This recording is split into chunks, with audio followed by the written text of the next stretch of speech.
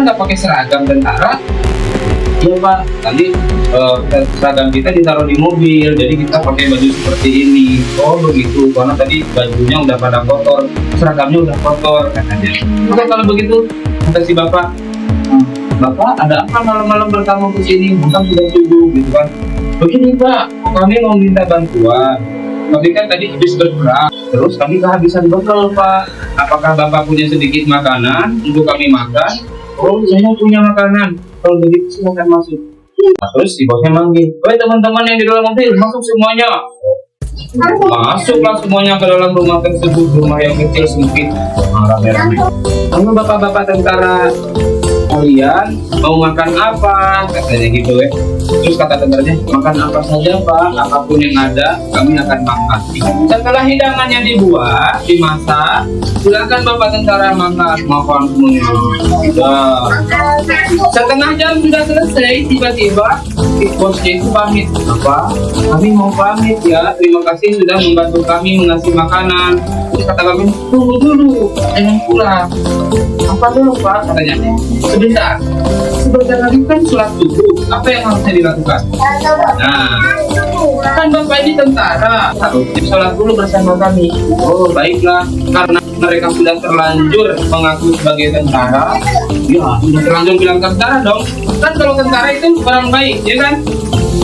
Akhirnya mereka ikutlah sholat. Kamu gini, meskipun setiap hari kita gak pernah sholat aja. Ternyata kita sudah berbohong tadi mengaku sebagai tentara, benar nggak? Setelah azan, sholatlah mereka rame-rame. Terus Bapak tentara, kami punya satu permintaan untuk Bapak tentara semuanya. Apa katanya? Ya, kami ini punya anak nih Pak, sudah SD, tapi dia belum bisa berjalan.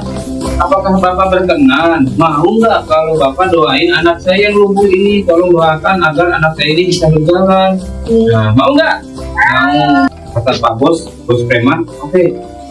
Teman-teman biar saya mimpi doa aja ya, katanya gitu. Terus bos preman tuh gini di depan anak tersebut. Dia kan preman, tapi dia berdoa, ya Allah, karena Bapak ini baik sama kita, dia sudah memberikan makanan kepada kita bahkan di waktu yang sangat mengganggu.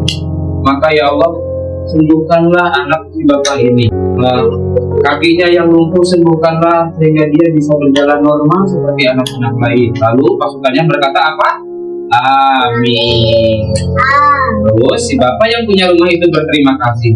Terima kasih ya Bapak tentara sudah mendoakan anak saya. Terus kata si preman itu, terima kasih juga Bapak sudah memberikan makanan kepada kami. Kalau begitu kami pamit ya. Ya kami salaman-salaman dan mereka pun pulang.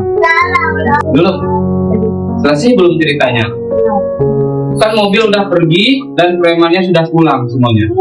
Pertanyaannya, anak yang tadi lumpuh itu setelah didoakan oleh para preman tadi, oleh para perampok, ya, ada keajaiban tadi. Kira-kira anaknya itu suatu saat masih lumpuh atau bisa bergerak?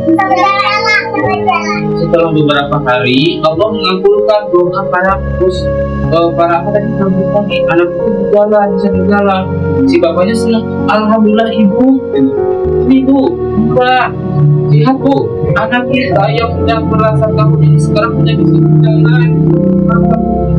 Ini adalah berkah dari Bapak tentara yang malam hari doakan kita. Begitu kita subuh hari mendoakan kita. Ceritanya sampailah kepada preman yang tadi. Jadi tahu nggak artinya viral? Dia lihat medsos, wah ada video yang viral. Di suatu malam ada sekawanan tentara masuk ke dalam rumah dan tentara itu mendoakan anak yang tidak bisa berjalan. Dan beberapa hari kemudian anak itu sudah bisa berjalan. Pertanyaannya, apakah yang mendoakan tersebut dulu apakah itu perampok atau tentara? Perampok. Tapi berita viralnya adalah tentara, ya kan? Berarti perampok itu sudah apa? Berbohong. Akhirnya perampok itu datanglah ke rumah tersebut. Bapak, kami datang ke sini kembali lagi. Terus apa? Kami mau meminta maaf Pak, karena sebetulnya kami ini bukan tentara. Kami sebetulnya adalah perampok. Kenapa kamu waktu itu bilangnya tentara? Agar Bapak percaya sama kami, agar Bapak tidak takut sama kami. Jadi kami diberi makan sama Bapak. Oke, nggak apa-apa.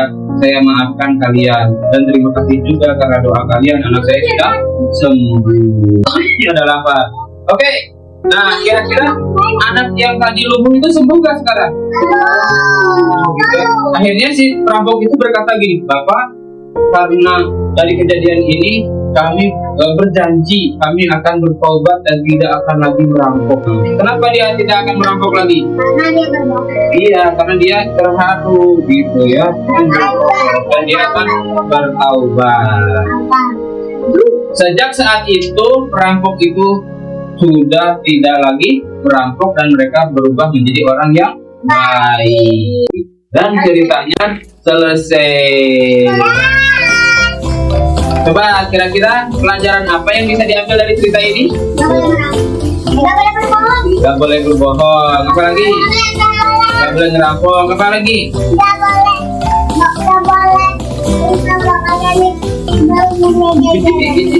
Ya, kalau punya makanan gak boleh minta-minta. Tapi ini teman-teman, tetaplah berbagi kepada siapa. Melihat orang lain itu gimana? Orang